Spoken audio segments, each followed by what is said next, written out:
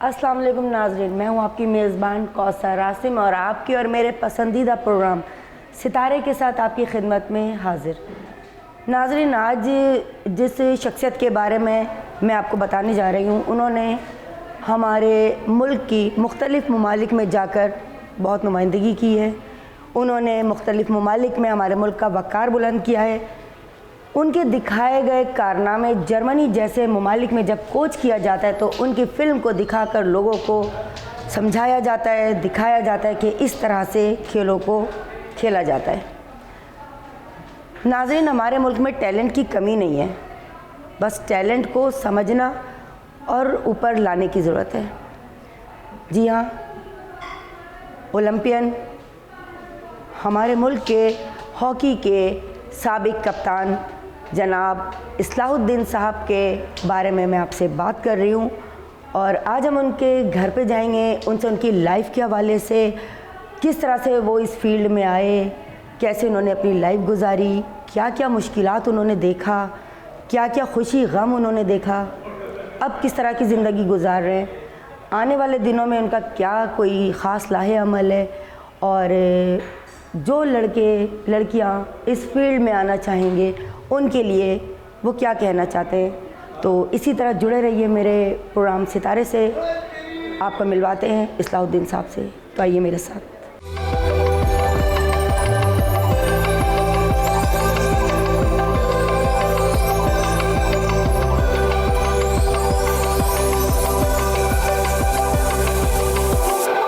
इस वक्त हम इस्लाहुद्दीन साहब के घर पे मौजूद हैं। एक बहुत सुलझी हुई प्यारी शख्सियत। पाकिस्तान की ट्रैफ़िक का तो आपको पता ही है, ख़ासकर कराची की ट्रैफ़िक का। थोड़ा सा हम लेट हुए हैं और जाहिर सी बात है हर शख्स का वक्त कीमती होता है और इन्होंने अपने वाकई बहुत बिज़ी स्केड्यूल में से हमें वक्त दिया, जिसके लिए हम इनका दिल से शुक्रिया अदा करते हैं। ज़्यादा मैं आपको इंतज़ार नहीं करवाऊंगी, मिलते हैं इस्लाह साहब से। अस्सलाम वालेकुम सर, कैसे हैं आप? वालेकुम अस्सलाम कौसर, आप खैरियत से हैं? मैं बिल्कुल ठीक, आप कैसे? पहले तो सबसे पहले माजरत, थोड़ा सा हम ट्रैफिक से लेट हुए। सर इस तरह कहते हैं ना, इस तरह तो होता है, इस तरह के कामों में क्यों उदास फिरते हैं सर्दियों की शामों में। सर, सबसे पहले आपका नाम माशाल्लाह बड़ा प्यारा है, इस्लाहुद्दीन। क्या मतलब है इस नाम का? इस्लाह का जो लफ्ज़ी माने हैं वो हैं करेक्शन, दुरुस्त, इस्लाह करना किसी भी चीज़ की। कोशिश करता हूँ कि इस्लाह करूँ। फ़िलहाल तो मैं अपनी नहीं कर सका तो दूसरों की क्या करूँगा। सर, सबसे पहले स्टार्ट करेंगे कि आपका बचपन कैसा गुज़रा, कहाँ से आपका ताल्लुक़ है, माँ बाप से कैसा रिश्ता था आपका, किससे ज़्यादा करीब थे? याद माजी अजाब है यार, छीन ले मुझसे हाफ़ज़ा मेरा। आप देखें, आपने कहाँ पीछे की जानिब आप ले गई हैं।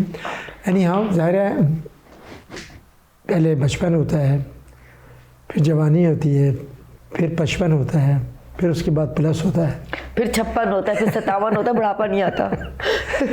तो उसमें ऐसा है कि मैं इंडिया में पैदा हुआ था, मेरठ में। अच्छा, मेरठ की पैदाइश है। और पार्टीशन के 1 साल के बाद, और 1 साल का था तो मैं गोद में आया था।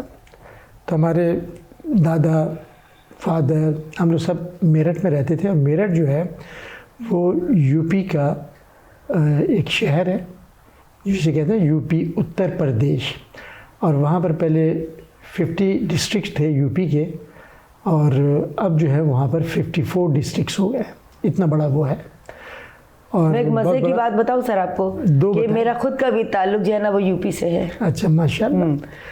तो वहाँ से फिर पार्टीशन के बाद यहाँ गए थे। पहले फादर ने जो अपने छोटे भाई जो हमारे चचा थे, क़यामुद्दीन सिद्दीकी, उनका इंतकाल हो गया है। मेरे फादर के भी इंतकाल हो गया है, अल्लाह ताला उनकी मग़फ़िरत करे। वालिदा के भी इंतकाल हो गया, अल्लाह ताला उनकी मग़फ़िरत करे। तो फादर ने अपने छोटे भाई यानी मेरे चचा को भेजा, यहाँ पर जाओ। उनकी भी शादी नहीं हुई थी, तो उन्होंने उसी साल मेरठ में ग्रेजुएशन की थी। ओके। तो ग्रेजुएट होने के बाद वो आए, तो फादर ने कहा जाओ देखो, देख कर आओ क्या हालात है। तो वो यहाँ आए, ऐसे घूम रहे थे, देख रहे थे। तो कोई उनको दोस्त उनका मिल गया, उनका जी आओ। कब आए? उनका अभी आया हम। क्या करते हो? कहते हैं कुछ नहीं करते। क्या किया है? उन्होंने कहा जी मैंने ग्रेजुएशन की है मेरठ से। नौकरी करोगे? उन्होंने कहा हाँ करेंगे। बगैर किसी उसके। तो वो PWD में थे, तो उनको PWD में चाचा को नौकरी मिल गई। ठीक है। और फिर वहाँ से उनकी तरफ से जहांगीर रोड पे घर भी मिल गया था। अच्छा, जहांगीर रोड पे घर मिल गया। सरकारी घर थे वहाँ पे। तो फिर फादर को उन्होंने बताया कि ऐसे ऐसे है और मुझे यहाँ नौकरी भी मिल गई है और इस तरह से है। तो फिर हम लोग सब, फादर जो थे सबको लेकर यहाँ आ गए थे। फिर हम कराची रहे, कराची पढ़े, यहीं बढ़े, यहीं स्कूल, यहीं कॉलेज, यहीं पे मतलब ये कि जॉब करी, यहीं खेले, यहीं बड़े हुए, लेकिन पूरे पाकिस्तान में घूमते रहे। ट्रैवलिंग की आपने? ट्रैवलिंग बहुत ज़्यादा है, पाकिस्तान में भी और पाकिस्तान से बाहर। बचपन कैसा था आपका? शरारती था? बचपन या सोबर बच्चे थे? बिल्कुल, बचपन बहुत ज़्यादा शरारती था। बहुत ज़्यादा शरारती। और वो कुछ चीज़ें अभी तक बची हुई हैं। मसलन मतलब शरारत का जो मादा है वो प्रॉपर खत्म नहीं हुआ, अभी भी इनके अंदर मौजूद है। अच्छी बात है, वेरी मच मौजूद अभी है। और उसको मैं इस तरह लेता हूँ, शरारत एक अलग चीज़ है, बदतमीजी एक अलग चीज़। बिल्कुल है, दिलाजारी एक अलग चीज़ है। आपने बात की कि शरारत में अगर बदतमीजी आ जाए तो वो अच्छा नहीं होता, वो दिलाजारी। मैंने ये नोट किया है कि जो शरारती बच्चे हैं ना वो बहुत इंटेलिजेंट होते हैं। मैं अपनी बात नहीं कर रहा, नहीं ये सीरियस बात है। वो बड़े इंटेलिजेंट होते हैं, शरारतें करते हैं। आप किसी से अच्छा मजाक करें, आप हमेशा मजाक ज़रूर करें। मैं छोटों से भी मजाक करता हूँ, अपने हम उम्र से भी, अपने से बड़ों से भी करता हूँ। अच्छा। लेकिन मैं मजाक करता हूँ, मजाक उड़ाता नहीं हूँ। मजाक उड़ाना अलग बात है, मजाक करना एक अलग बात है। आप ऐसा मजाक करें कि जिसके साथ मजाक कर रहे हैं, जिसका मजाक करें वो भी इंजॉय करे। तो कोई बचपन की याद, कोई शरारत याद है आपको? बहुत सारी है, फिर भी अब आपने एकदम आके सब कुछ जोड़ डाला है। बिल्कुल। तो वो तो जैसे जैसे कोई याद आएगी तो आपको जरूर बताते चलूँगा। बचपन का कोई ऐसा दोस्त जो आज भी आपके साथ जिंदगी में जुड़ा हुआ है? कुछ दोस्तों के हमारा इंतकाल हो गया है, और बचपन के दोस्तों में हमारे हैं भी एक सलाउद्दीन सल्लू जो क्रिकेटर हैं। पाकिस्तान की क्रिकेट टीम के रहे, सिलेक्शन कमेटी की भी चेयरमैन रहे, वो हैं, वो भी हैं यहाँ। हम दोनों साथ होते थे। राना इनाम रब्बानी लाहौर में हैं, हमारे बचपन के दोस्तों में से हैं। उनके फादर, वो लोग ओकाड़े के हैं, और उनके फादर MNA थे 56 में, अयूब खां के ज़माने में। उनके छोटे भाई जो है वो भी मिनिस्टर्स हैं, 3-4 मिनिस्ट्री उनके पास थी। पीपल्स पार्टी से उनका ताल्लुक़ है। तो वो काफ़ी लोग ज़मींदार लोग हैं वहाँ हैं, वो भी हमारे हैं, वो भी लाहौर में, बल्कि अभी पिछले महीने वहीं कराची आए हुए थे। अच्छा। ज़्यादातर वो अमेरिका में रहते हैं, सल्लू यहीं कराची में रहते हैं। और भी इसके अलावा बहुत सारे ऐसे हमारे दोस्त हैं। एक हमारा दोस्त था मुसर्रत, उसका इंतकाल हो गया। काफ़ी लोग थे जिनसे जो अभी मौजूद हैं उनसे रास्ते में हम रहते हैं। और एक तरह से हमारे इस तरह के ताल्लुकात हैं जो फैमिली टर्म्स की तरह। जैसे अगर आप पीछे की तरफ जाएं तो उसमें गुलाम मुहिद्दीन से भी दोस्ती है, जावेद शेख से भी है, मोइन से भी है, बैरू से भी है। जावेद भाई, उनके मोइन भाई के तो क्लिप्स मैंने देखे। ये जो है हमारे मैं और मुझे मीर जावेद रहमान जो खलील रहमान के बेटे थे, मैं और वो दोनों क्लास फेलो हैं। तो हम लोग फर्स्ट ईयर से 4th ईयर तक एक ही बेंच पे आगे बैठते थे। एक ही बेंच। और कॉलेज में भी जावेद सीधा था, शकील थोड़े शरारती थे, लेकिन हमारे जावेद के साथ काफ़ी दोस्ती थी कि हम क्लास फेलो भी तो काफ़ी हमारे साथ उनके वो रहती थी। बड़ा अच्छा, बड़ा वो ज़रा थोड़े सोबर थे, लेकिन बड़ा मज़ा आता था उनके साथ गपशप। अनवर मकसूद हमसे सीनियर थे, नफीस आदमी नहायत, पूरी फैमिली उनकी जो है, पूरी फैमिली उनसे हमारे फैमिली टर्म्स हैं। बड़े अच्छे लोग। मतलब हमारा ताल्लुक़ स्पोर्ट्स से भी रहा और फिल्म और TV के लोगों से रहा। जैसे खुशबख्त हैं, उनसे भी फैमिली टर्म्स हैं। पापा के साथ बिल्कुल। हसन है, जैसे हसन सरदार है, मुझे उनकी पूरी फैमिली से मिला। पापा तो बिल्कुल कहती है मेरे भाइयों जैसा है। हाँ, तो काफ़ी उनके साथ जो है हमारे फैमिली, ये 40 मोर देन 4 डिकेड से ज़्यादा के ताल्लुकात हैं इन लोगों से हमारे। बिल्कुल। अब जैसे हसन से भी हैं तो उनकी वाइफ मिना है, तो उन जहाँ की बेटी है, उनकी पूरी फैमिली, उनसे सबसे मतलब ताल्लुकात। तो इस तरह की फैमिली वो हैं कि कहीं ना कहीं जुड़े हुए हैं आपस में। सर, 16 साल की उम्र में आपने बैडमिंटन भी खेला, आपने क्रिकेट भी खेल लिया, आपने टेबल टेनिस भी खेला, आपने हॉकी भी खेला। किस चीज़ में बहुत ज़्यादा उस वक्त ऐसे, बेसिकली मैं जितना मेरी नॉलेज है क्रिकेट, आपका बेसिक आपका इंटरेस्ट था क्रिकेट से फिर हॉकी। थोड़ा सा बताएंगे सफ़र के बारे में हमें। लगता है आप काफ़ी होमवर्क करके आई। बहुत ज़्यादा। असल में basically I am cricketer. Yes. I am converted from cricket to hockey. Yes. ये आपको मैं बताऊँ। बिल्कुल बिल्कुल। जैसे मैंने कहा था, जहीर जैड हमारे साथ क्लास फेलो, तो हम लोग खेलते, सल्लू हम लोग खेलते थे। तो उस बैच में सारे थे हमारे, जैसे सादिक थे, वसीम बारी थे, और वो पूरा जो ग्रुप था ना वो सारा एक जैसे क्रिकेट खेल रहे होते थे। असल में 60 में पाकिस्तान की टीम जो है ना वो पहली दफ़ा ओलंपिक चैम्पियन हुई रोम में। और नसीर बुंदा साहब ने गोल किया था। तो हर शख्स गली गली जो है वो हॉकी खेल रहा था। हम स्कूल में थे उस वक्त, हम भी हॉकी खेलते थे। मैं उस वक्त 6th क्लास में था जब पाकिस्तान जीता था 60 में। तो हम लोग खेलते थे। और उससे पहले मैं एथलेटिक करता था 220, 440, 880। और मैं अपने स्कूल की तरफ से चैम्पियन भी रहा हूँ। तो वो एथलेटिक जो थी जो मैं करता था वो मेरे हॉकी में बहुत काम आई। अच्छा, क्रिकेट से हॉकी में इस तरह आया कि क्रिकेट में सारा दिन लगे रहते थे हम लोग, सारा दिन खेलते थे, कभी कभी नतीजा भी नहीं आता था। तो कल हाफ ईयरली एग्ज़ाम्स हैं, पता चला कि सारा दिन जो है मैं क्रिकेट खेल के आया। अगले दिन इम्तहान देने चले गए। लेकिन जब हम इम्तहान देते थे फाइनल एग्ज़ाम, तो हम 3 महीने पहले तमाम चीज़ें लिटरली हॉकी बैग सब विकेट बांध के, ऐसे नहीं खुले नहीं, बांध के, और एक जैसे वो छज्जा होता है ना अलमारी टाइप ऊपर होता है, छोड़ देते उसमें हम स्टोर में रख देते थे ताकि नज़र ही नहीं पड़े, निकालने में भी ज़रा टाइम लगे। और फिर 3 महीने हम रेगुलर ये कोई सिखाता था या खुद से?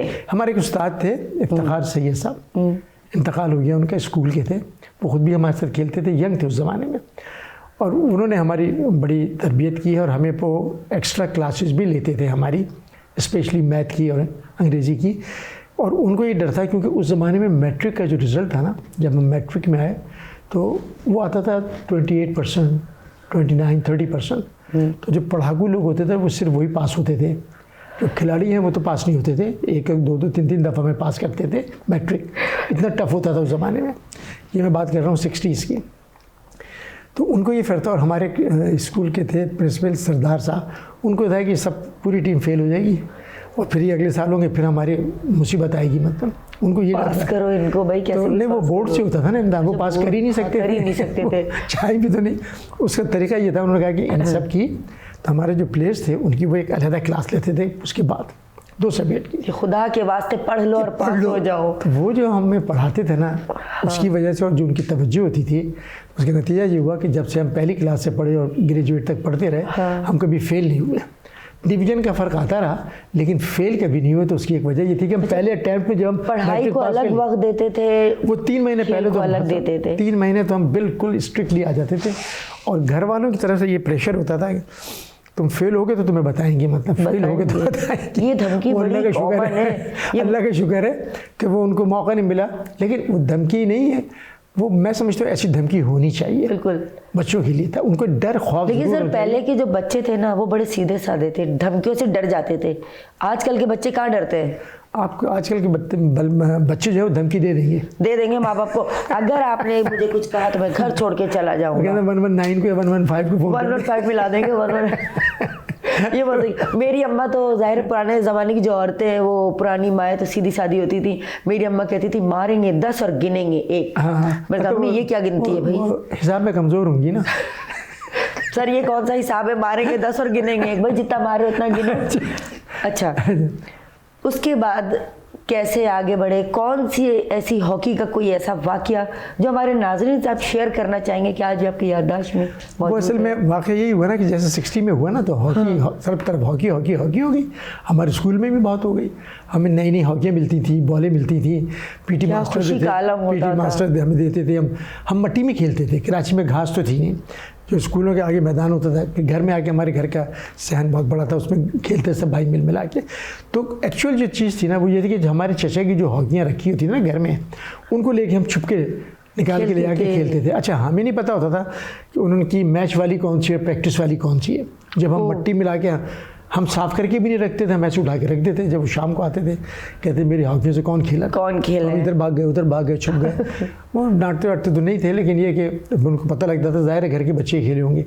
तो वो दौर था, तो हमने सोचा कि ऐसा करते हैं कि क्रिकेट खेलता रहा। लेकिन हुआ ये कि मेरे फादर ने एक दिन कहा मुझे कि भाई ये तुम सारे खेल खेलते रहते हो, अगर तुम वाकई खेलना चाहते हो तो कोई एक खेल खेलो, कोई एक खेल खेलो। तो बस वो फिर मैंने हॉकी चुनी इस लिहाज से कि उसमें 1 घंटा 10 मिनट में रिजल्ट आ जाता था। सिर्फ इसलिए 1 घंटा? सिर्फ इस वजह से। और नेशनल गेम था, और पाकिस्तान ओलंपिक चैंपियन था। और क्रिकेट की टीम बहुत अच्छी होती थी लेकिन कभी जीती नहीं थी। बहुत अच्छी टीम थी क्रिकेट की, मगर उस ज़माने में कभी जीती नहीं थी। एक आधर कभी सीरीज़ इंडिया से जीता है, एक आधर इंग्लैंड से जीता है, बस ये था। उसके अलावा इतना कोई ख़ास कारनामा नहीं था। आपको जीतने वाली टीम हम चाहिए था कि कोई जिसमें थ्रिल हो जिस गेम के अंदर, इसमें थ्रिल बहुत था और रिज़ल्ट ओरिएंटल थी कि अब रिज़ल्ट जल्दी आ जाता था। हाँ। तो उस वो छोड़ के फिर हम आ गए। अब हुआ ये कि एक दफ़ा कराची के ट्रायल्स हो रहे थे, 1965 की बात है, YMCA पे ट्रायल हो रहे थे। मेरा एक दोस्त मुसरत जिसका इंतकाल हुआ, वो आया कहने यार वो कराची के ट्रायल हो रहे हैं, हाँ। तो चलो चल के ट्रायल देते हैं। तो हमें पता ही नहीं था कुछ, हमने कहा चलो, हम ऐसे चले गए खेलने, जैसे रोज़ाना प्रैक्टिस करने जाते थे ग्राउंड में, हम चले गए। अच्छा, हम क्लब, मैं चचा का एक क्लब था उससे खेलता था, कराची हीरो, तो हमें पता नहीं था, हम उन्हें किसी को बताया नहीं, वहाँ चले गए। वहाँ एक दिन ट्रायल हुए, उनका कल फिर आना, अखबार में नाम देखने, कुछ लड़के कम किए, बहुत बच्चे आए थे। अगले दिन नाम आया, हम फिर चले गए।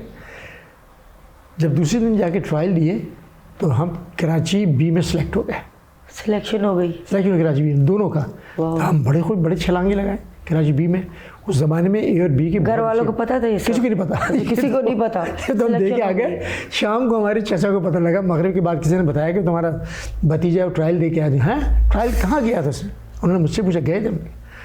तो मैंने कहा मैं गया था, सेलेक्ट भी हो गया हूँ। खैर कोई नहीं, वो खुश हुए, कोई बात नहीं, लेकिन हमें बताना चाहिए था। मगर हम समझते थे हम तो ऐसे जाएंगे, उन्हें काट देंगे वापस, काट देंगे वापस आ जाएंगे। हमें कभी आइडिया ही नहीं था कि सिलेक्शन होता है कैसे। उन्होंने सिलेक्शन किया, वो भी मेरिट, वो team that was purely merit होती थी। इससे अंदाजा लगाओ ना। हाँ। मुझे कोई जानता नहीं था, उसे कोई नहीं जानता था, हम गए, खुद जाके ट्रायल दे दी और सिलेक्ट हो गए। तो खेल की इतनी प्रैक्टिस हो गई थी। वो हम सुबह शाम करते थे, दोनों सुबह शाम करते। फिर जनाब हमारी टीम जा रही थी लायलपुर नेशनल चैम्पियनशिप खेलने, जो अब फैसलाबाद है, उसका नाम लायलपुर था। तो हम 3rd क्लास ट्रेन के अंदर कराची ए और कराची बी दोनों टीमें भर के गई। उसमें हम लोग घर से बिस्तर बंद लेके, उसमें हॉकियाँ लगी हुई, एक अटैची था, अटैची लेके उसमें थोड़ा कपड़े वपड़े, सर्दी थी, वहाँ सब ले ला के गए। बड़ा तो हम लोग कोई 3-4 मैच जीते, फिर क्वार्टर फाइनल में हार गए। वापस ट्रेन से बैठे 3rd क्लास में जाते थे, वापस आ गए पूरी टीम। अगले साल फिर जब ट्रायल हुए तो फिर हमने ट्रायल जाके दिए, तो मैं अब बी से ए में सेलेक्ट हो गया। ओहो, कराची ए में, बी से ए में आ गया। अगले साल हम ए में गए, इम्प्रूवमेंट आ गई। हाँ। तो हम ए में ले गए। फिर हम गए पिंडी 66 में चैम्पियनशिप खेलने, वहाँ खेले। तो वहाँ से क्या कहते हैं, हमारा नाम आ गया पाकिस्तान ट्रायल में। आप ये देखें, तो वहाँ ट्रायल हुए और पहले ट्रायल में उन्होंने हमें फारिग कर दिया, 66 में फारिग कर दिया। हाँ, मतलब ट्रायल लिए बस, बहुत सारे लड़के थे, 70-80 लड़के आगे, उन्होंने कोई 40 लड़के सेलेक्ट कर लिए, हम आ गए खुशी खुशी। फिर हमने वही ट्रेन पकड़ी, वापस आ गए। 67 में फिर हम गए। अच्छा, दिल पे नहीं लग रही कि हमें क्यों वो हो रहे हैं? नहीं, वो हमें अंदाज़ा था कि जो लड़के आगे सेलेक्ट हो रहे थे ना, वो हमसे बहुत अच्छे थे, हमसे उम्र में भी ज़्यादा थे। ये मैच्योरिटी थी आपकी। हाँ, हमसे उम्र में भी ज़्यादा थे। हाँ। और हमसे सारे अच्छे थे, कोई पर्ची सिस्टम नहीं था, कोई पर्ची सिस्टम नहीं था। मगर अब जहन में ये रख लिया हमने कि अब हमने और मेहनत करनी है और अगली दफ़ा जब जाएंगे। जब 67 में मैं गया चैम्पियनशिप खेलने के लिए, तो जब हमारे कैंप में नाम आया ना, तो फिर हमने मतलब जब ट्रायल दिए तो फिर हमारे कैंप में नाम आ गया। उस ज़माने में होते थे पहले 44, हर पोजीशन के 4-4 लड़के सेलेक्ट होते थे, 11 लड़के होते थे, तो 44 लड़कों का कैंप अनाउंस हो गया। लाहौर में हमारा कैंप लगा। फिर 10-15 दिन के बाद पहले ट्रायल हुए, उन्होंने उसमें कर दिए 33, हम 33 में भी आ गए माशाल्लाह। अब हम बड़े खुश हुए 67 में। उसके बाद जब फाइनल ट्रायल हुए तो पता चला हम 18 में आ गए। तो फिर वो 18 में, उसके बाद से लेके फिर जब तक खुद छोड़ के गए, वो कामयाबी का सिलसिला फिर रुका नहीं। फिर उसमें हमें अंदाज़ा हो गया कि कैंप में सुबह में ट्रेनिंग कैसी होती है, शाम में कैसी होती है, हमने कितनी ट्रेनिंग करी है, हमने किस किस चीज़ की ट्रेनिंग करनी है। जो हमारे कोचेज़ होते थे वो हमें बताते थे, वो हम इंडिविजुअली करते थे। और वो इंडिविजुअल हम कैसे करते थे, मैं था, मुसरत जिसका इंतकाल हो गया, और एक हनीफ खान का बड़ा भाई था अजीज़, पप्पन कहते थे। तो मैं अपने घर से स्कूटर पे सुबह ही सुबह, हमारे फादर ने क्या था, अच्छा बाइक अलाउ थी? जब स्कूल में थे ना तो हमारे पास साइकिल थी। तो फादर ने कहा था तुम मैट्रिक करोगे तो तुम्हें स्कूटर दिला देंगे। तो हम एक तो ये था कि मैट्रिक करनी स्कूटर मिलेगी सारा शौक के दौर के। और वो फिर ये जब हमने मैट्रिक की तो मैट्रिक करने का इतना खुशी नहीं थी, स्कूटर मिलने का, फादर ने स्कूटर दी हमें। अच्छा। तो उस स्कूटर पे हम दोनों, जब हम मैट्रिक करके कॉलेज में गए, हम इस्लामिक कॉलेज में, तो एडमिशन हो गया था। हम तीनों सुबह फजर की नमाज़ पढ़ के, फजर की नमाज, और तीनों एक स्कूटर पे बैठ के जाते थे हम, और सुबह जाके वो करीमाबाद जो है ना, अब कुछ भी नहीं था मैदान, तो वहाँ पर जो प्रोविज़न होता है ना, जो घास लगी होती है, हाँ। बहुत चौड़ी चौड़ी, जितने देरी इससे भी चौड़ी जितनी वो है वॉल, इतनी बड़ी चौड़ी चौड़ी पट्टियाँ थी। उस घास पे हम जाके इसलिए खेलते थे कि हमने जाके हॉकी पंजाब में खेलनी है। तो वहाँ पे और कराची में ग्राउंड सिर्फ 2 जगह घास थी ग्राउंड में। एक थी KMC ग्राउंड जो पुराने उर्दू कॉलेज के पास है, हाँ। और एक थी नेशनल स्टेडियम में। वहाँ दाखिला नहीं मिल सकता था आपको इस तरह से, ठीक है। उस ज़माने में। तो हमने नतीजा निकाला कि हम एक दूसरे को हिटिंग कर रहे हैं, पास दे रहे हैं, डॉज दे रहे हैं, इस तरह से करते रहते आपस में मिल के खेल रहे हैं। इतना शौक, इतना वो जो चीज़ थी हमारे बहुत काम आई। तो जब हम जाके पंजाब में खेलते थे ग्रास के ऊपर, नेचुरल ग्रास पे, तो हमें एहसास ही नहीं होता था, क्योंकि मड पे मट्टी भरी यहाँ पर जो ग्राउंड थे ना, हबीब पब्लिक स्कूल का चट था, बहुत खेली हॉकी हम, पढ़े लिखे खेले बहुत। पुलिस ग्राउंड था, मोरम कहलाती थी वो, फास्ट KG का ग्राउंड, सब बजरी के थे, KPI था, सेंट पैट्रिक का, सब बजरी। तो हम बजरी भी खेलते थे, गिर जाए ना तो ये सारी इतनी इतनी खाल यहाँ से सब गायब हो जाती। बहुत डेंजरस होता था। स्कूलों में ग्राउंड होते तो घास तो थी नहीं, वो हमें फ़ायदा देती। जब हम जाके पंजाब में खेलते थे तो ज़्यादा टाइम तो हमारा, जब जवानी कह लें या नौजवानी कह लें, ज़्यादातर पंजाब में गुजरा है। हम वहीं रहते थे, वहीं खेलते थे, कई महीने के कैंप्स होते थे। घर जब हम आते थे तो हम बड़े, घर याद नहीं आता था। घर याद, उस वक्त शादी तो हुई भी नहीं थी, तो अम्मा अब्बा थे, मतलब बीवी नहीं भाई, हम बहन भाई याद आते थे। लेकिन उसमें मैं बता दूं ना आपको, आपने आपका जो इशारा था ना एकदम इससे पहले कि आप भाभी खुश हो गई होंगी कि अच्छा। तो उस ज़माने में ये था कि ज़ाहिर है बहन भाइयों से जो प्यार होता है वो तो अलग है, लेकिन उसको सबको पता होता था खेले। लेकिन एक उसका फ़ायदा होता था, जब मैं आता था ना, खास प्रोटोकॉल, तो ख़ास तौर से मेरी मदर जो है ना वो बहुत ख्याल करती थी मेरी, इतना ज़्यादा सब बहन, लेकिन सब बहन भाई, अच्छा अम्मा गुस्सा सब बहन भाई को करती थी, क्या तुम इतने, सब बहन भाइयों को करती थी, लेकिन मुझे इसलिए करती थी कि ये अभी आया है, अभी चला जाएगा। और कई वक्त तो ये हुआ है कि मैं कराची आया हूँ, रात को स्टे किया होटल में, और सुबह फ्लाइट से बाहर चले गए, तो घर भी नहीं आते थे, सिर्फ घर अम्मा से दुआ लेने, मिलने, बहन भाई। अम्मा का क्या रिएक्शन था? अम्मा बहुत खुश होती थी और अब्बा भी बहुत खुश थे। अम्मा का बता दूं आपको, मेरी खैर जब शादी हो गई, ज़ाहिर है मेम हूँ, फिर बच्चे, मेरी एक मेम है और 4 बच्चे माशाल्लाह, 2+2। एक बेटी है नौरीन जो ह्यूस्टन में है, माशाल्लाह उसके 2 बच्चे हैं। दोनों बेटे हैं वहाँ पर सैन फ्रांसिस्को में। एक बेटे के 2 बच्चे हैं और एक बेटा है। मतलब सारे बच्चे अपनी लाइफ में सेटल हैं। और एक उमर है, हाँ। और एक छोटी बेटी अमरीन जो है वो कराची में, यहाँ नेशनल स्टेडियम के सामने जर्नल कॉलोनी है, हाँ। हमारे थी, उसके माशाल्लाह 2 बेटे हैं, तो चारों हैं। यहाँ जो आप आई हैं मैं और तो मेरी मैम, हम दोनों यहाँ होते हैं। कहाँ पर आपकी वाइफ? हाँ, बाकी गर्मियों में चक्कर लगा लेते हैं बच्चों के। सर माशाल्लाह आपका घर बहुत प्यारा है, बहुत अच्छा डेकोरेट किया हुआ है, जाते रहते हैं, ये रहते हैं, हाँ। तो जब अम्मा की बात हो रही थी तो अम्मा का ये था कि जब भी मैं बाहर से गोल्ड मेडल जीत गया, कोई भी मेडल जीत कर आता था ना, तो पाकिस्तान आता तो फ़्लाइटें रात को आती थी, 2 बजे, 3 बजे, 4 बजे, इतने बजे हम घर पहुंचते थे रात के टाइम। हाँ, तो मैं क्या करता था, अपने ब्लेज़र में ना वो गोल्ड मेडल जो है अंदर की जेब में रखता था, और जैसे ही घर में जाता था, शादी से पहले भी, शादी के बाद भी, जैसे ही अम्मा बाहर आती थी ना, अम्मा के सबसे पहले गले में वो मेडल डालता था। क्या बात, गले लगाती थी, प्यार करती थी, दुआ देती थी। मैंने आपकी एक पिक्चर देखी है, आपकी वालदा के गले में बहुत सारे मेडल, अभी दिखाता हूँ आपको। हाँ। उसके बाद क्या हुआ कि मेरे मैच जब भी वर्ल्ड कप का फाइनल हो रहा है, ओलंपिक का है, एशियन गेम्स के, चैंपियंस का, कोई, मेरी मदर ने कभी कोई मैच लाइव नहीं देखा, वो टीवी पे देखती, और टीवी पर भी कोई मैच नहीं देखा उन्होंने। इस तरह नहीं देखा कि जब भी मेरा कोई मैच होता था ना, उन्हें पता था ये खेलने गया हुआ है, दुआ कर रही होती थी। तो वो कहती थी बच्चों से कि मुझे बताओ इसका मैच कितने बजे शुरू हुआ। तो बच्चे कहते हैं अम्मी रात को, अम्मी बोलते थे हम अपनी अम्मा को, अम्मी वो रात को 2:30 बजे शुरू होगा। मैंने कहा अच्छा। तो बाकी सब बहन भाई और बेगम और बच्चे सब तो टीवी देख रहे होते थे, क्योंकि लाइव आ रहा होता था, वो भी होता था, कप्तान था जब भी, नहीं था जब भी। तो वो कहती ठीक है, तो वो अपने कमरे में जानमाज़ बिछा के और उस वक्त तक पढ़ती रहती थी जब तक कि उनको कोई आके ना बता दे कि मैच का ही रिज़ल्ट हो गया।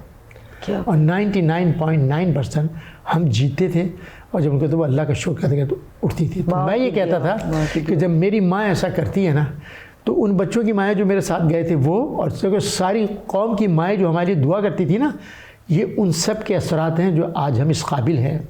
अल्लाह ताला ने जो कुछ हमें दिया है ना, इसमें हमारा कमाल नहीं है, ये सारी कौम की दुआएं हैं, माँ बाप की दुआएं, बहन भाई की दुआएं, बीवी बच्चों की दुआएं।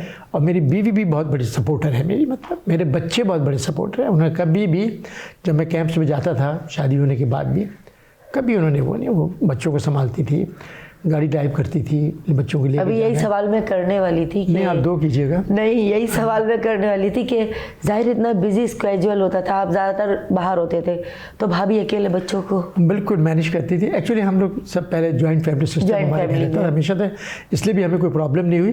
फिर उसके बाद ये खुद ही मतलब सब मैनेज कर लेती थी, बहन भाई किसी की ज़रूरत पड़ी आ गए, जो कुछ भी है। गाड़ी खुद चलाती थी माशाल्लाह, उनको लेके जाना लाना। स्कूल की बस लगी हुई थी बच्चों की, दोनों की। दोनों बेटियां मेरी सेंट जोसेफ में थी, दोनों बेटे मेरे BVS पारसी में थे। तो मिसेस मिस्त्री जो थी, उन्होंने मुझे बेटा बनाया हुआ था, जो उनकी प्रिंसिपल थी। पारसी औरत, 6 फीट 4 इंच की खूबसूरत औरत थी, क्या बात थी, बड़ी ग्रेसफुल। तो बहुत मुझे पता नहीं, मैंने उनके स्कूल में और सेंट जोसेफ में, बकाई साहब, मिस्टर बकाई और उनकी बेगम फरीद, दोनों बहुत प्यार करते। पता नहीं किन किन स्कूल कॉलेजेस में, हबी पब्लिक में दोस्तों के, रिश्तेदारों के बच्चे सबके दाखिले कराए हुए। और मैं उनसे कहता दाखिला मैं करा दूंगा, फेल को पास कराने नहीं जाऊंगा। बिल्कुल ये याद रखना। ये तो वो बहुत सारी जगह मेरे गार्जियन पे नाम लिखे हुए। एक जगह किसी बच्चे ने कोई शरारत की पब्लिक स्कूल में, अब उनके प्रिंसिपल जो थे तो वो हमारे भी उस्ताद रह चुके थे, मैथ के, इकबाल साहब। वहाँ लिखा, गार्जियन को बोला, गार्जियन में लिखा इस्लाहुद्दीन है, ये इसलिए का बेटा कहाँ से आ गया, बुला उसको। बुलाया, कितने बेटे हैं? हाँ, स्कूल बुलाया, हम गए। मुझे ये भी याद नहीं ये किसका बेटा है, अल्लाह कि मैंने किसको कराया था। अल्लाह। तब पता चला कि जरा हमारे एक एसी हेडक्वार्टर थे कस्टम्स के, क्योंकि मैं कस्टम में रहा। अच्छा, उन बच्चों की भी जिनके उसमें नाम आपका? हाँ, नहीं था, मेरा नाम डाला हुआ। उन्होंने बुलाया, कहना जी आपके बच्चे ये शरारत कर रहा है, वो शरारत कर रहा है, और ये फला में कमज़ोर है, फला में ताकतवर है। फिर मुझे याद आया कि नहीं यार, ये तो फना का बेटा है। इसके असल बाप उन्होंने मेरी क्लास ली, मैंने उनकी क्लास ली। ये भी एक याद है। तो ये बड़ा अच्छा होता। इसी तरह सेंट जोसेफ में जितनी भी सिस्टर्स थी ना, वो बहुत प्यारी सारी, सिस्टर डुलोरसन, सिस्टर जीनिया, पुराने दौर में रिश्ते बड़े इतनी इज्जत हमें देती थी। जब कभी भी गया उनके सिस्टम में, बहुत और उन लोगों से हमने बहुत कुछ सीखा है। हाँ, हमारे कैंप्स होते थे लोटोपा, घड़ियाल, लोटो में अपना Abbottabad, Burn Hall college public school and Hasan Abdal, HSN college, यहाँ सब हम कैंप, यहाँ इन इंस्टीट्यूशन में हम पढ़े नहीं, लेकिन यहाँ हमने कैंप्स किए हैं। तो वहाँ की जो एजुकेशन हम देखते थे, करते थे, सब हमें समझ आती थी।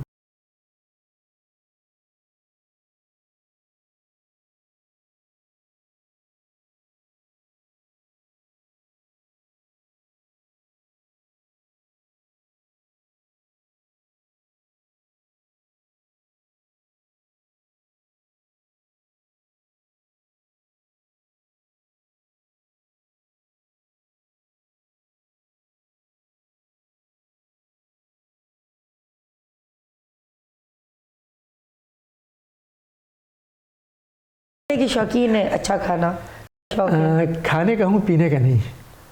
नहीं, पीने का तो शौक हमारे मुल्क में वैसे ही इतने लोगों को काफ़ी है। आप ना ही रखें शौक तो अच्छा। क्रिकेटर है ना भाई, क्या करें, एक्टिव माशाल्लाह आप लोग हैं। जितने हमारे क्रिकेटर्स हैं, मैंने पहले भी जावेद मियादाद और इन लोगों का जो तौसीफ अहमद का इंटरव्यू किया है, अभी तक माशाल्लाह एक्टिव, डिसिप्लिन, वर्जिश, इन चीज़ों का अपनी लाइफ का हिस्सा उन्होंने रखा हुआ है। आपकी क्या रूटीन है सुबह से लेकर रात तक? हाँ, जावेद आपने बात की, मेरा दोस्त भी है, बड़े अच्छे हमारे फैमिली टर्म्स भी हैं, बड़ा ज़बरदस्त पाकिस्तान के क्रिकेटर। जितने भी क्रिकेटर्स हमारे दोस्त हैं, सारे पाकिस्तान के बड़े अच्छे क्रिकेटर्स रहे हैं, नामी गिरामी, बड़ा नाम कमाया उन्होंने। जावेद का तो जावेद जो है, उसमें भी आप थोड़ा सा उनका जो जहन आप कह लें, वो तबलीगी की तरफ चला गया है, और वो जो है काफ़ी चेंज हो गए हैं पहले से ज़्यादा।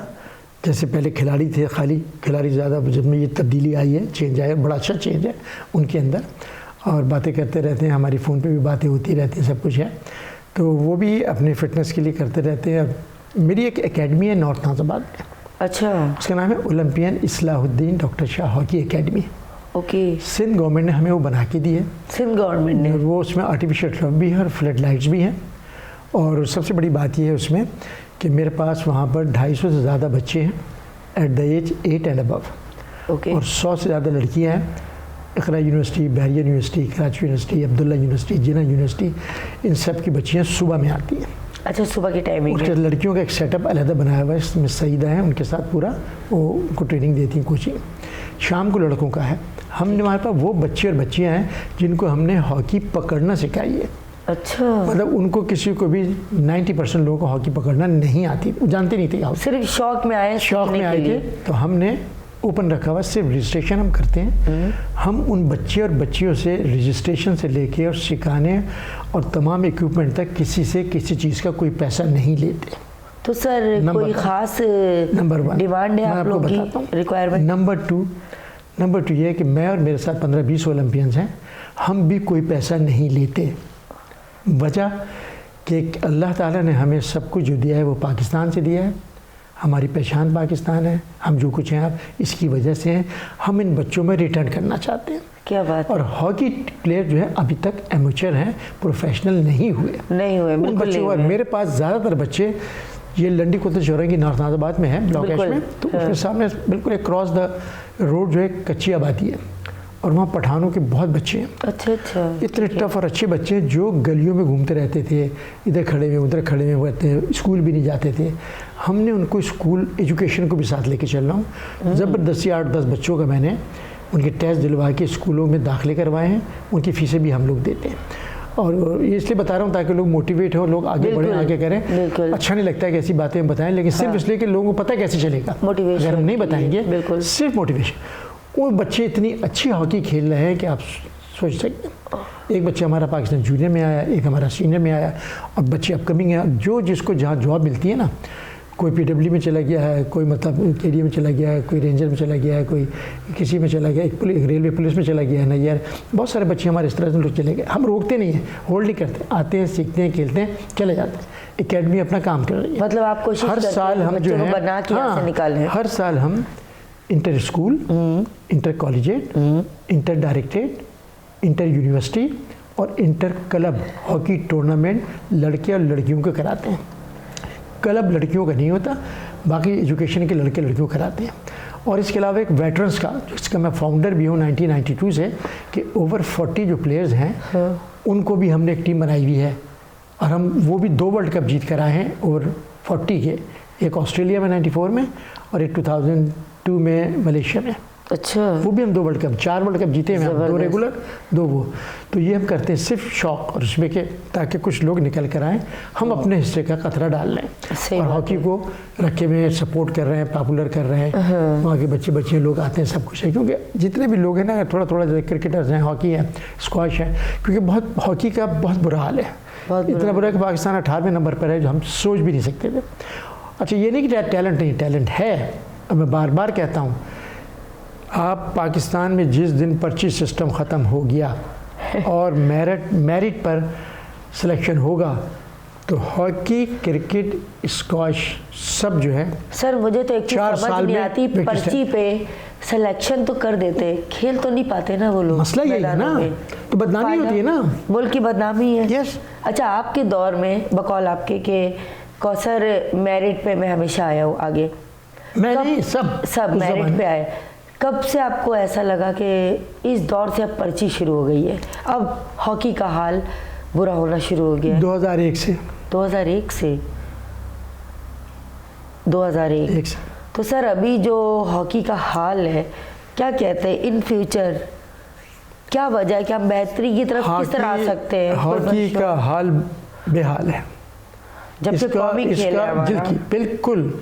मैं आपके इस इंटरव्यू के तवस्सुस से प्राइम मिनिस्टर पाकिस्तान मोहम्मद शहबाज शरीफ साहब की तवज्जो दिलाना चाहता हूँ। बिल्कुल। क्योंकि वो पैट्रन इन चीफ हैं और उनकी ये जिम्मेदारी बनती है कि जहाँ मुल्की मामला तमाम वो देख रहे हैं, तो थोड़ी सी तवज्जो वो अगर इस तरफ दे देंगे ना, तो पाकिस्तान की हॉकी जो है 4 साल में विक्ट्री स्टैंड पर होगी।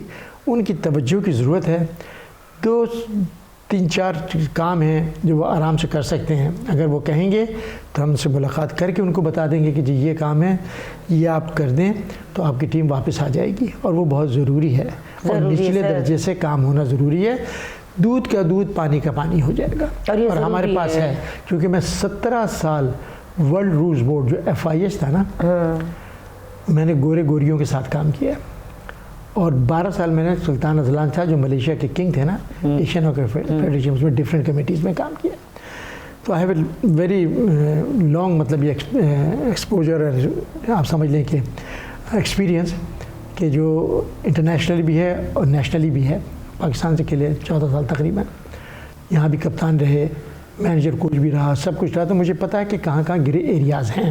लेकिन बात यही ना, देखें ना, मेरा कोई क्लब नहीं है, मेरा कोई वोट नहीं है, मैं चाहते ना, मैं करना चाहता हूँ, लेकिन मैं ही चाहता हूँ कि पाकिस्तान की हॉकी वापस आए। कैसे आपने अपने तो हम एग्जैक्टली, तो हम उनको बताना चाहते हैं, मैं 10-12 आदमी दे सकता हूँ कि ये ऐसे लोग हैं जो ये गुड्स डिलीवर कर सकते हैं और खोए हुए मुकाम को वापस ला सकते हैं। मेरे पास ऐसे लोग हैं जो मैं बता सकता हूँ पूरे पाकिस्तान में, नॉट इन कराची। तो मैं तो ये समझती हूँ कि चैनल 5 एक ऐसा खुशनसीब चैनल है कि आपके तवस्सुत से शहबाज शरीफ साहब आपको जो मैसेज इन्होंने दिया, इस्लाह साहब ने, हॉकी के लिए, क्योंकि हमारा कौमी खेल है और इस वक्त हॉकी की वाकई बहुत बुरी हालत है। अफसोस होता है आपके दौर में, मैंने अपने इंट्रो में भी ये बात बोली कि आपने मुख्तलिफ ममालिक में जाके अपने मुल्क की नुमाइंदगी की है, इस मुल्क का नाम, इस मुल्क का वक़ार ऊँचा किया है। मैं तो बल्कि तो उसको ऊँचा रखना चाहिए ना, उस वक़ार को नीचे ला के ज़मीन पे पटक देना। हॉकी की इस वक्त जो कंडीशन है, पर्ची सिस्टम कहाँ तक चलेगी? टैलेंट नहीं है तो पर्ची फेल है। कौसर, मैं तो ये भी कहूँगा, बल्कि आपके तवज्जुह से फील्ड मार्शल आसिम मुनीर साहब से भी दरख्वास्त करूँगा कि वो इतने अच्छे मामला देख रहे हैं और कर रहे हैं, उनकी भी ज़रा सी तवज्जो जो है ना हमारी हॉकी के ऊपर ला सकती है। सर बिल्कुल होनी चाहिए, ज़रा सी नहीं, तवज्जो होनी चाहिए। हम हर जगह जब तवज्जो दे रहे हैं, वैसे भी कौन जो काम मुल्क के जो स्पोर्ट्समैन कर लेते हैं ना, एक विक्ट्री लाकर, वो आप अरबों रुपए खर्च करके नहीं हो सकता। ये मैं आपको बता दूं। सर हमने माजी में बहुत लेजेंड को, हमारे माजी में बहुत से लेजेंड्स हैं, क्रिकेट को ले लें, हॉकी को ले लें, वो सब सिंसियर थे, वो मुल्क के लिए खेलते थे, उनमें टैलेंट था, वो मेरिट पे आए। चाहे वो कोई भी गेम को आप अगर ले लें, आप लोग मेरिट पे आए, तो आपके अंदर जो जज्बा था कि हमें मुल्क के लिए खेलना है। तो अब क्या ऐसा हो गया कि लोगों को पैसा नज़र आने लग गया कि पैसे के लिए खेलना है। मेरी बात आप समझ रहे हैं कि लोग अब कहते हैं कि मुल्क का नाम तो छोड़ दो, दफ़ा करो, वो तो है ही बदनाम, मुल्क पे तो वैसी मेरिट नहीं है, यहाँ तो मैच फिक्सिंग इतनी हो जाती है और पता नहीं क्या क्या, मैं बोलना नहीं चाह रही, लेकिन मुल्क का नाम बदनाम इतना कर दिया है कि अब तो जो खेलने वाले हैं, जो मेरिट पे आ सकते, उनको इतना पीछे धकेल दिया है। लेकिन क्यों? पैसे के लिए। पैसा इतनी इम्पोर्टेंट है क्या? पाकिस्तान हमने इसलिए तो हासिल नहीं किया ना कि पाकिस्तान का नाम ही बदनाम करके डिबो दो बिल्कुल। आप जो ये बात कर रहे हैं कि आसिम मुनीर सर को आपने मैसेज दिया, शहबाज शरीफ को मैसेज दिया, ये आपकी जो आवाज़ है, मैं समझती हूँ इनके कानों तक पहुँचनी चाहिए, क्योंकि ये मुल्क का आप सोच रहे हैं, मुल्क के लिए बात कर रहे हैं। आपने मुल्क की बात की ना, मुल्क के लिए मैं आपको बताता चलूँ कि पाकिस्तान बहुत अच्छा मुल्क है। बिल्कुल सर, गंदा कर दिया अच्छा मुल्क है कि आप सोच सकते हैं, क्योंकि मैं दुनिया के बहुत सारे ममालिक में गया हूँ, पाकिस्तान से अच्छा मुल्क नहीं। मैं हर जगह बैठते उठते लोगों को बताता हूँ, यहाँ झरने हैं, यहाँ समंदर हैं, यहाँ पहाड़ हैं, ऊंची ऊंची चोटियाँ हैं, 4 मौसम है, क्या नहीं है, सब कुछ इस मुल्क में सब कुछ है। सिर्फ ज़रूरत इस बात की है कि जो जहाँ है, चाहे कहीं पर भी है, मुल्क से बाहर है, मुल्क में है, वो शख्स दामे दरमे सुखने कदम में अपना हिस्सा थोड़ा सा डाले। बिल्कुल, आप देखें कि मुल्क कहाँ से कहाँ जाएगा। अपने लिए बाद में सोचे, पहले मुल्क की बात देखें। इस मुल्क ने हमें सब कुछ दिया है, सब कुछ इस मुल्क की हिफाजत करना हमारा फ़र्ज़ है, और ये फ़र्ज़ हम पर कर्ज है, और ये कर्ज हमें चुकाना होगा। ये बातों बातों में हम कहाँ से कहाँ निकल गए, मेरा लेकिन ये हकीकत है बिल्कुल ऐसे कि हमें इस मुल्क से प्यार है और हाँ है और रहेगा। जाहिर है सर, पाकिस्तान तो आपको पता ही है ना, कहते हैं ना, तुम जीतो या हारो हमें तुमसे प्यार है, तो बस है तो है। मेरा सवाल फिर वही, खाने की शौकीन है, खाने में क्या पसंद है? खाने में सच बात तो ये है कि जो भी वक्त में मिल जाए खा लेता हूँ, लेकिन अगर कोई पूछेगा कि भाई क्या खाओगे तो बारबेक्यू आइटम्स पसंद है, बारबेक्यू पसंद है, कोफ्ते पसंद हैं। ओहो, हाँ, मतलब इस तरह की दाल में माश की दाल, काली दाल पसंद है। अच्छा, सब्जियों में भिंडी और तुरई पसंद है, अच्छा, लौकी भी पसंद है। ये चीज़ पसंद तो मतलब है। ये चीज़ें जो अच्छा, है, ज़्यादातर घर के खाने को प्रिफेर करते हैं या बाहर? कोशिश होती है कि मैं ज़्यादा से ज़्यादा घर पे खाना खाऊं, और स्पेशली जो कराची में शादियां होती हैं और 11 बजे खाना मिलता है इधर, तो मेरी कोशिश होती है कि मैं घर से खाना खा के, मैं और मेम, बेगम को मैं मेम कहता हूँ। मैम, अच्छा, ये मैं पूछना था, मुझे थोड़ा सा वो फील हुआ था। बेगम का नाम है महनास परवीन। महनास। तो वो हुआ ये था कि तारिक अजीज़ के शो में जब हम वर्ल्ड कप जीत कर आए, वो कभी इंटरव्यू में नहीं जाती थी। वो कहते देखो भाई, ये तुम्हारा काम है, खेलना कूदना जो भी है, ना मैं अखबार में दूंगी इंटरव्यू, ना टीवी में, ना कुछ नहीं थे, लेकिन दिए हैं उसने बहुत सारे, ऐसे नहीं, टीवी में भी, उसमें सब में गए, लेकिन कोशिश करती थी कि ना हो। तो उसमें तारिक अजीज़ पूछने लगा, मरहूम अल्लाह उनकी मग़फ़िरत करे, कि आप बेगम को क्या कह के बुलाते हैं? तो मुझे कुछ समझ में नहीं आया। मैंने कहा मीम। ऐसे ही बोल दिया? हाँ, तो मैंने कहा कि मीम। तो कहने लगे देसी मीम है। देसी मेम है, घरेलू मेम है, घर तो की जब से वो नाम जो उसका मेम पड़ गया, हाँ। अखबार वाले, टी वाले, दोस्त अहबाब जितने भी हैं सब उन्होंने वायरल कर दिया। मेम, हाँ, वो वही पूछते हैं मेम कैसी है, मेम कैसी है। हाँ, और बड़ा मज़ा आया। एक दफ़ा उनसे मेरी काफ़ी थी, मैं कप्तान था पाकिस्तान का, तो हाँ। अक्सर जगहों पे मुलाकात होती रहती थी, पूछते थे, फंक्शन में बुलाते थे। तो कहने लगे कि आपके बीवी बच्चे खैरियत से हैं? मैंने कहा जी सर, मेम ठीक है। मेरा करीब भाई कहने, आपने किसी फॉरेनर से शादी की है? मैंने कहा नहीं सर, देसी मेम है। देसी मेम। बहुत ये सही है, तो अच्छा जब मिलते थे पूछते थे आपकी मेम कैसी है? देसी मेम है, पाकिस्तानी मेम है। हाँ, तो ये है। भाभी के साथ शादी की थोड़ी सी बात करेंगे। Arrange marriage? जी बिल्कुल। शादी जो थी ऐसी अरेंज कि माँ बाप बहन भाइयों ने पसंद की थी। मैं था ही नहीं यहाँ, मैं था लाहौर में, चैंपियंस ट्रॉफी खेल रहा था, और रिश्तेदार हैं हमारे, लेकिन कभी देखा होगा तो पहले छोटे उसमें देखा होगा, लेकिन कभी उससे देखा ही नहीं, ख्याल ही नहीं था। तो उन्होंने कहा कि जी बहन का फ़ोन आया बड़ी के, कहाँ हो? हमने कहा मैच खेल रहे हैं, पिंडी में, लाहौर में ठहरे हुए थे पीसी में, और इंटरनेशनल टूर्नामेंट हो रहा था। तो शाम को तो कहने लगे कि तुम कब आओगे? मैंने कहा जो फाइनल है जिस दिन, उस दिन रात को आ जाएंगे, 11 बजे फ्लाइट भी आएगी, उससे आ जाएंगे, पहले से बुक कराई हुई थी, और ये था कि अब जीत जाएंगे तो टूर्नामेंट। लेकिन उस दिन मैच जो था हमारा, मुझे कहने लगे कि तुम आ जाना, लैंड नंबर होते थे, मोबाइल तो थे नहीं, हाँ। घर में फ़ोन था हमारे, कहना आ जाना। मैंने कहा हाँ जो खैरियत तो है। कह रहे हमने तुम्हारी शादी तय कर दी है और तुम आ जाना, और एक हफ्ते बाद तुम्हारी शादी है। एकदम ही बम फाड़। मैंने कहा कि आप ज़्यादा बातें ना करें, मेरा शाम को इंडिया से मैच है, और डिस्टर्ब बिल्कुल ना करें, मैं शाम को या अल्लाह, बंद शादी की बात आपने बिल्कुल इग्नोर कर दी। हाँ, उसके बाद जनाब क्या हुआ कि आजकल के लड़के होते तो कहते हैं छोड़ भाई मैच, शादी की बात। शाम को जो है इंडिया से मैच था। नॉर्मली हम इंडिया से 1 गोल या 2 गोल से जीते थे। हाँ। वो मैच हम कुछ 6-0 से जीते। 6-0 इंडिया से, वाह।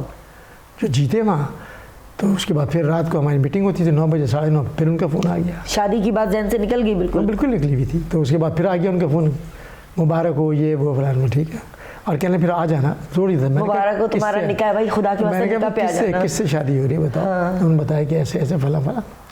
तो मैंने कहा कि वो तो हाँ पता नहीं, याद भी नहीं, मैंने देखा होगा। तो मैंने कहा ऐसा करो कि ठीक है मैं आ रहा हूँ, पहले मैं लड़की देखूँगा, उसके बाद शादी करूँगा। उन्होंने कहा कि लड़की तो अब नहीं देख सकते तुम, जो लड़की हमने देख ली है, हमने देख ली है, तुम्हें देखने की जरूरत सबको पसंद है, तुम लड़की नहीं देखोगे। जी किसने बोला आपको? बहन ने। मैंने कहा क्या बस शादी मेरी हो रही है तुम्हारी हो रही है? फिर मैं तो देखूंगा। अच्छा अब हम वापस हम आए लाहौर से कराची, अब देखें लड़की दिखाओ, लड़की फ़ोटो देख लो। मैंने कहा नहीं फ़ोटो नहीं, लड़की देखूंगा, लाइव देखनी है। वो लड़की ना दिखाए, उनकी बहन को दिखा रहे हैं, भाई सब। मैंने कहा नहीं मुझे लड़की देखनी है। सबको दिखा रहे हैं, जिसकी शादी उसको नहीं दिखा रहे। ये कि उनके फादर ने, जो मेरे ससुर थे, उन्होंने कहा कि नहीं अब बात तय हो गई है, तो अब मतलब नहीं। वो हुआ ये था कि 2 साल पहले मेरे फादर ने मुझसे पूछा था कि अगर भाई तुम्हें कोई लड़की पसंद है, तुम कहीं लाइक करना चाहते हो तो हमें बता दो, हम तुम्हारी शादी वहाँ कर देंगे। तो मैंने कहा मैंने तो इससे किसी को देखा ही नहीं है, तो मैं अभी मेरा कोई सिलसिला नहीं है, अभी मैं खेल रहा हूँ, अभी मैं शादी नहीं करूँगा, अभी मैं खेल रहा हूँ। ये 2 साल पुराना, लेकिन शादी जब भी करूँगा वो आप लोगों की मर्ज़ी से करूँगा। ये बोला था आपने? ये मैंने बोला था। तो उन्होंने कहा ठीक है, वो तब ज़ुबान दे दी थी ना, तो हम साल के, तो अब वो क्या हुआ कि 2 साल के बाद बात तो ख़त्म हो गई, 2 साल के बाद बगैर पूछे उन्होंने तय कर दिया। उन्होंने सर आपने खुद ही तो अथॉरिटी दी। अब हाँ बस वो उसके बाद उन्होंने नहीं दिखाया हमें, तो मैंने कहा ठीक है, बस जब मेरे अब्बा नहीं को दिखाई, सीरियसली? अब्बा बहन भाई बहन सबको पसंद है, मैंने ये सोचा एक दिन कि यार जब इतने लोगों को पसंद है तो मैं उसमें क्या कर लूँगा, और मैंने बगैर देखे शादी कर ली। क्या बात है। अब जब मैंने बगैर देखे शादी की, आप यकीन करें, ये नहीं कि मैं मेरी बीवी है तो मैं इसलिए कर रहा हूँ, वो इसलिए कि अगर मैं खुद ढूंढता तो शायद ऐसी ना ढूंढता। माशाल्लाह माशाल्लाह इतनी अच्छी, मतलब सर माँ बाप की पसंद तो फिर माँ बाप सबसे बड़ी, इसमें कोई शक नहीं, और कोई माँ बाप अपनी औलाद का बुरा नहीं चाहती, बल्कि मेरी सुई में फंसी हुई आपकी जो ये बात है, इससे तो बहुत बड़ा एक मैसेज भी जाता है देखने वालों को कि नाज़रीन, इतने बड़े चैम्पियन, इतना नाम, इतना वकार, उस वक्त इन्होंने तमाम इख्तियारात माँ बाप को दे दिए शादी का। आजकल तो मैं कहती हूँ इतना सादापन, इतना सीधापन लड़कों में अगर हो जाए तो क्या ही बात है, शायद उनकी ज़िंदगियाँ संवर जाए। आजकल तो फिर मैंने ज़्यादा ज़िद इसलिए भी नहीं की क्योंकि मैंने शुरू में तो बड़ी कोशिश की कि दाएं बाएं से देख लूँ, कुछ कर लूँ, कोई चांस तो तस्वीर में तस्वीर मैंने देखना चाहता था। अच्छा सर माशाल्लाह आपका घर बहुत प्यारा है। मैं जब इंटर हो रही थी मैंने देखा गाड़ियों की अच्छी कलेक्शन है, शौक है गाड़ियों का, शौक है। किसी ने खड़ी कर दी शायद घर में। मैं ले जाती हूँ फिर 1-2 मैं अपने ड्राइवर को कहती हूँ जरा खड़ी कर दी। स्पोर्ट्स कार का शौक था आपको मेरे ख्याल में? हाँ वो था, वो तो वो रखा है, जब खेलता था, कप्तान था उस ज़माने में, थी 2 रखी हुई थी, एक पहले एक थी फिर एक के बाद एक, तो वो मतलब उस ज़माने में अच्छा था, मज़ा आता था। शौक़ होता है ना, जैसे साइकिल पे भी थे हम, फिर स्कूटर पे भी थे, फिर कार पे भी आए। बच्चों की कोई ऐसी जिद, कोई ऐसी ख्वाहिश जिसको आपने स्ट्रिक्टली रद्द कर दिया, और नहीं भाई ये मैं नहीं मानूंगा? बेटों की थी। क्या? वो चाहते थे हॉकी खेले, तो मैंने सख्ती से मना कर दिया कि तुम हॉकी नहीं खेलोगे, जबकि दोनों, खुर्रम भी उमर भी, दोनों बड़ी अच्छी हॉकी खेलते थे, स्कूल की टीम में थे दोनों। क्यों मना किया? इसलिए मना किया कि मेरा बेटा होगा, कितना भी अच्छा होगा ना, लोग कहेंगे ये इसलाह का बेटा है, ये पर्ची है, इसलिए टीम में आया। ओके। तो मेरे नाम का जो उसको फ़ायदा होना था ना, वो नुकसान होगा, नाम खराब होगा। नाम अच्छा, फिर क्या होगा, क्या कोई एक ऐसी स्टेज होगी कि मैं अगर कभी मैं टीवी कमेंटेटर भी रहा हूँ। हाँ ठीक है, पीटीवी का कमेंटेटर था मैंने। 2012 की बीबीसी से कमेंट्री की है आपने ओलंपिक्स की, 2012 में इंग्लैंड में मैंने, माइकल पीटर ने कमेंट्री की, पूरे कवर किया हमने सारे मैचेस। तो मेरा बेटा कितना भी अच्छा हो, तो मैंने कहा बेटा जो तुम्हें मेरे नाम का फ़ायदा होना चाहिए ना, वो नहीं होगा। और लोग, अगर मैं अखबार में आर्टिकल लिखता था, डॉन में 5 साल लिखता रहा, तो मैं किसी की बुराई लिख दी, बुराई क्या मतलब, अगर कोई गलतियाँ बताएं या कुछ किया तो कह के अच्छा ये बहुत लिखता है, बहुत, चलो इसके बेटे को तो पहले बाहर करो। ये हुआ है माजी में। और मैंने लोगों को मिसाल दी कि अगर शुएब मोहम्मद हनीफ मोहम्मद का बेटा ना होता तो मज़ीद 5 साल क्रिकेट खेल सकता था। उसको बड़ा नुकसान हुआ इसका। आप समझे? हालांकि ये सोच के बच्चे बहुत, तो मैंने कहा बेटा खेलो, तो मेरा बेटा फिर टेनिस खेलता था। हाँ। क्रिकेट भी खेलता था, अमेरिका में भी टेनिस खेला है काफ़ी, वहाँ पे इधर भी खेला, तो वो बच्चों का शौक़ पूरा किया। लेकिन वो था कि बच्चों ने कहा था, तो मैंने सिर्फ इस वजह से, और वजह उसकी दूसरी ये थी कि वही टाइम एजुकेशन का होता है और वही टाइम जो है ना खेलने का होता है। अगर वो खेल में इतने मस्त हो गए जैसे हम हो गए थे, तो उसमें मतलब ये है कि फिर पढ़ाई रह जाएगी। आपने तो वक्त तो संभाल लिया, अल्लाह का शुक्र है कि हमने पढ़ाई के साथ पढ़ाई भी कर ली, खेल भी हो गया, ठीक है। तो फिर क्या होता है कि वो किसी काम के नहीं रहते, उनके पास कोई डिग्री नहीं होनी थी। अब माशाल्लाह अल्हम्दुलिल्लाह मेरे बच्चे बच्चियाँ चारों ने माशाल्लाह सब ने मास्टर्स भी किया हुआ है, अपनी अपनी फील्ड में जॉब भी माशाल्लाह कर रहे हैं, सब कुछ ठीक है। तो कम से कम ये है कि एजुकेशन जो है वो बहुत काम आती है। बिल्कुल। फिर उनकी शादियाँ हो गई, उनके वो बच्चों को काम आएगी, आगे काम आएगी। ये मुझे ख्याल ज़रूर होता है कि मैं अगर बच्चों को कर, हो सकता है बच्चे कोई पाकिस्तान में दोनों आ जाते, ठीक है ना। बेटी मेरी बैडमिंटन खेलती थी, टेबल टेनिस, बच्चे जो होते हैं लड़कियों के खेल वो खेलती रहती थी, अमरीन भी नौरीन भी दोनों। तो वो स्कूल कॉलेज तक खेलती रही, वो भी उनके स्पोर्ट्स प्रोग्राम में मैं जाता था। जब भी सेंट जोसेफ में थी, दोनों वहाँ जाता था हर साल, BVS में जाता था। तो मैं ज़रूर जाता हूँ। अब मैं कोशिश करता हूँ कि एजुकेशन्स में, चाहे बच्चों के बड़ा हो, और इस तरह कहा कि बच्चे मोटिवेट हों, मुझे बुलाते हैं, तो मैं एजुकेशन सेंटर्स में अभी भी जाता हूँ। लास्ट टाइम फैमिली गैदरिंग कब की? फैमिली गैदरिंग अभी भी मैं अमेरिका में था। हाँ। 1.5 महीने पहले, तो सब बच्चे वहाँ भी आ गए थे, जमा हो गए थे। सब लोग वहाँ, हम लोग गर्मियों में चक्कर लगा लेते हैं बच्चों के पास। कभी कभी कभी बच्चे यहाँ आ जाते हैं। हमारे बच्चों से तय ये था कि एक साल हम आएंगे, अगले साल तुम लोग आओगे, तो ताकि उनके बच्चों का भी यहाँ इंटरेक्शन होता रहे और हम भी वहाँ जाते आते रहें। लेकिन बीच में जब कभी वो बुला लेते हैं ना, ज़रूरत पड़ती है उन लोगों को, तो हम चले जाते हैं, या वो बच्चे आ जाते हैं, या फिर उन बच्चों से हमारी मुलाकात इस तरह के फैमिली में, कज़न्स में किसी की शादियाँ हो रही होती हैं।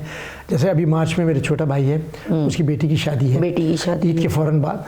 तो वो सारे लोग जो हैं, जितने सब माशाल्लाह अमेरिका से, लंदन से, कनाडा से, जितने भी हैं जो अफोर्ड कर सकते हैं, दुबई में है जो है, तो वो माशाल्लाह सब जमा हो जाएंगे। तो फिर बड़ी गैदरिंग हो जाएगी, सब लोगों से, बहन भाई बच्चों के बच्चों से मुलाकात हो जाती है। सर घर में अकेले होते हैं आप और आपकी वाइफ, तो बोरियत नहीं होती? टाइम कैसे स्पेंड करते हैं? कैसी बात करती हैं आप? बेगम के साथ मैं बोर होऊंगा? क्या हो गया आपको? बेगम बोर होने नहीं देती होंगी, बिजी रखती होंगी? मैं बिल्कुल बोर नहीं होता घर में, और घर में भी अपने आप को मसरूफ़ रखता हूँ, और घर से बाहर भी, क्योंकि मेरी जो एकेडमी है, मैंने अपना ऐसा सिस्टम किया हुआ है। हाँ। यहाँ से अब आपको अंदाज़ा हो गया ना, every day I have to go from defence to north Nazimabad. जी, आपको लेके चलूँगा, मैं दिखाऊँगा आपको एकेडमी। बिल्कुल बिल्कुल, देखिएगा, आपको पता जाना और आना जो है वो एक वो है। फिर बच्चों को ट्रेनिंग देना, कराना, एक कमिटमेंट है, उसको पूरा करना। रेगुलर आपकी कोई स्पेसिफिक टाइमिंग है वहाँ जाने के? जी, मैं रोज़ाना दोपहर में जाता हूँ। हाँ। और उसके बाद ये कि ऐसा करता हूँ कि एक दिन फर्स्ट हाफ में, हाँ, और एक दिन सेकंड हाफ में, इस तरह रखता हूँ। वेडनेसडे और संडे। स्केड्यूल कब से है आपका? ये एक चलता रहता है, और जब यहाँ होता हूँ मुस्तकिल ये करता रहता हूँ। हमारा एक सेटअप है पूरा, एक पूरा बोर्ड है हमारा, और उसके अलावा कोचेज़ हैं, और लड़की भी कोचेज़ हैं, वो भी हैं, उनको करते हैं पूरा सिस्टम। आप आएंगे तो आपकी तबीयत खुश होगी, मज़ा नहीं आया तो पैसे वापस पैसे इन्वेस्ट कर सकते हैं यहाँ पे। हाँ, तो वो बड़ा अच्छा वो माहौल है, बच्चों का एजुकेशन को साथ लेके हम चल रहे हैं। और हमारा बेसिक मकसद यही है कि हॉकी के साथ साथ लड़का हो या लड़की, उसको एक अच्छा इंसान बनाना, एक अच्छा, उसको बताना कि पाकिस्तान क्या है, पाकिस्तान से मोहब्बत करो। सर, चैनल 5 के हवाले से देखने वाले नाजरीन को कोई मैसेज देना चाहेंगे आप? मैं ये मैसेज दूंगा कि जो कुछ कहना सच कहना। मैं सच कहूँगा, वो बुरा मानेगा, वो झूठ बोलेगा और लाजवाब कर देगा। क्या ही बात है। नाजरीन, कहते हैं ना कि कुछ लोग ऐसे होते हैं कि जिनसे मिलके, उनकी तजुर्बात से अगर हमने कुछ नहीं सीखा तो हमने ज़ाया कर दिया। उन्होंने बहुत ऐसी चीज़ें हमें बताई कि किस तरह से माजी में मेरिट के ऊपर इन लोगों ने खेला, इन्होंने वक्त को ज़ाया नहीं होने दिया, इन्होंने तालीम को, खेल को एक साथ किस तरह लेकर अपनी लाइफ को आगे मूव ऑन किया, किस तरह मुल्क का नाम, मुल्क का वक़ार बुलंद किया। ये सारी चीज़ें सिर्फ आप लोग इंटरव्यू समझ के मत देखिएगा, इसको कोशिश कीजिएगा इसके ऊपर इम्प्लीमेंट करने की। बहुत ज़्यादा ज़रूरत है हमारे मुल्क को ऐसे लोगों की। इन्होंने शहबाज शरीफ के नाम मैसेज दिया है, इन्होंने जनरल आसिम मुनीर के नाम मैसेज दिया है कि खुदारा हॉकी की तरफ अपनी तवज्जो को मरकूज़ करें, हमसे रब्ता करें। हम हॉकी को बहुत ऊपर देखना चाहते हैं क्योंकि वो हमारा नेशनल गेम है। बहुत शुक्रिया सर आपका, आपने कीमती वक्त में से हमें वक्त दिया। बहुत शुक्रिया आपका, जज़ाकल्लाह। इसी तरह हमारे प्रोग्राम से जुड़े रहिए, इसी तरह के सितारे हम आपको वक्तन फ़वक्तन दिखाते रहेंगे, इनके तजुर्बात से सीखते रहिए। इजाज़त दीजिए अपनी मेज़बान कौसर को। अल्लाह निगहबान।